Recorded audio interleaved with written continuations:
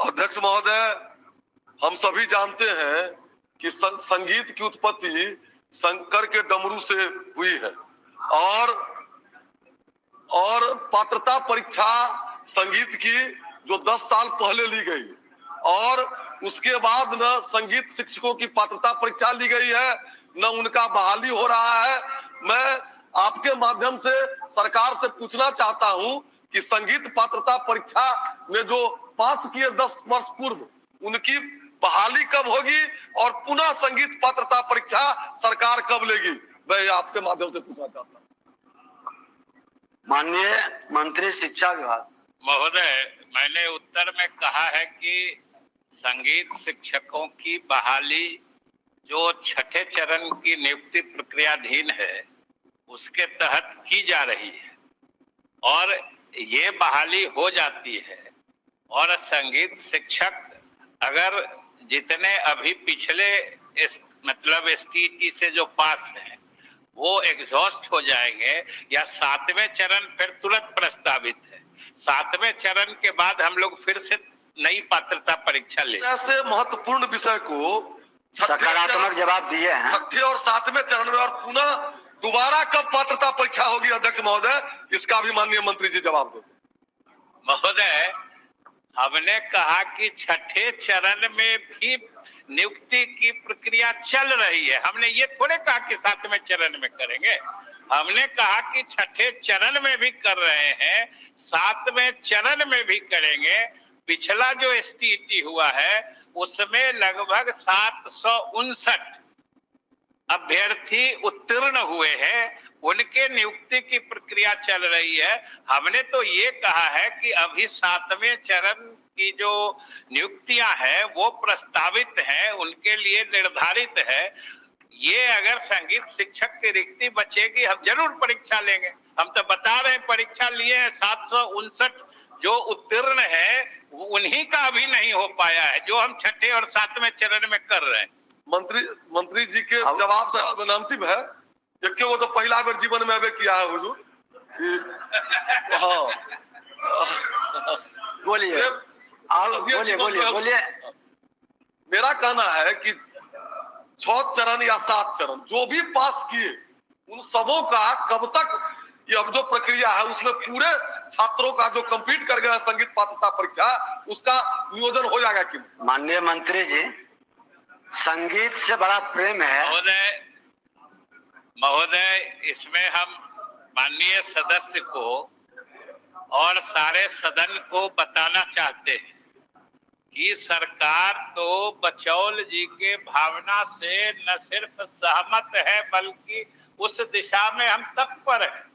हम ये आपको बता रहे हैं कि हमने छठे चरण में, और आप ये समझ लीजिए कि जिस STET संगीत परीक्षा को दोबारा या फिर से अगला आयोजित करने की बात आप कर रहे हैं, अभी जो परीक्षा हमने ली है हमने आपको संख्या बता दी है कि उसमें 759 उत्तीर्ण अभ्यर्थी अभी प्रतीक्षा में हैं। और छठे चरण की महोदय जो हम नियुक्ति कर रहे थे, बल्कि सच पूछते हैं तो हमें मलाल है कि हम चाह कर भी नहीं कर पा रहे। फिर से जो न्यायिक हस्तक्षेप हुआ है कि फिर से जो लोग पात्रता नहीं रखते थे, एक न्यायिक आदेश आ गया है कि हम उनको भी शामिल करावे। और महोदय, उनको छठे चरण में शामिल कराने का सीधा अर्थ यही होगा कि हम फिर से सारे विज्ञापन को रद्द करके फिर से पद विज्ञापित करें और फिर से ले। इसलिए सरकार ने अपनी ईमानदारी के तहत जो न्यायिक आदेश आया है, हम माननीय उच्च न्यायालय से हम सिविल रिव्यू पिटीशन ने दायर किया है कि भाई हमको नियुक्तियां करने दीजिए। आप जिनको भी कह रहे हैं पात्रता देने के लिए, हम पात्रता दे देंगे और अगले समय में पात्रता देने में अगर उम्र सीमा की बाधा आएगी तो हम उसको भी शांत कर देंगे। लेकिन बहाली रुकी हुई है, लेकिन कोर्ट ने कहीं से भी ये नहीं कहा कि इस पे स्टे लगा हुआ है। कोर्ट ये नहीं कह रहा है। कोर्ट कह रहा है कि सरकार और विभाग इस पर निर्णय ले।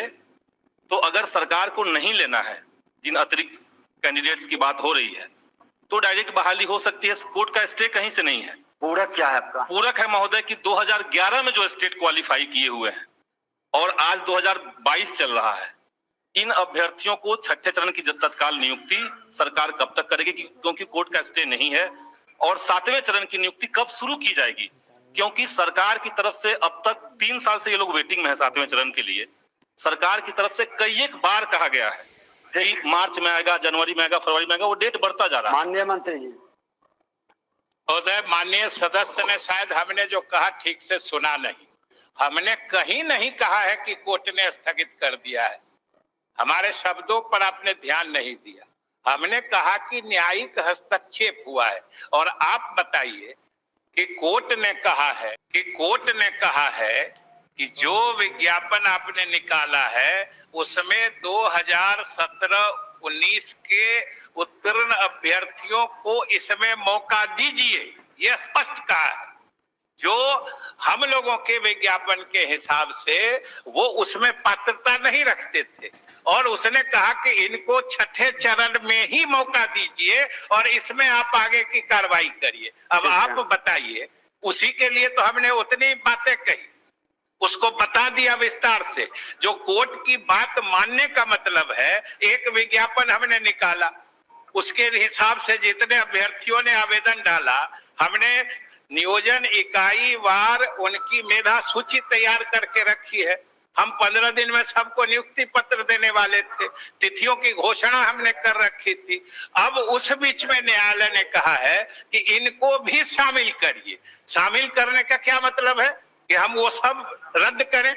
वही तो हमने शुरू में कहा कि हम फिर से विज्ञापित करें, फिर से वो आवेदन डालेंगे, फिर से नियोजन इकाई वार मेधा सूची बनेगी। वही तो हम कह रहे हैं कि उन्होंने जो कहा है, जिस ढंग से हस्तक्षेप किया है, उसके निहितार्थ ये सब है।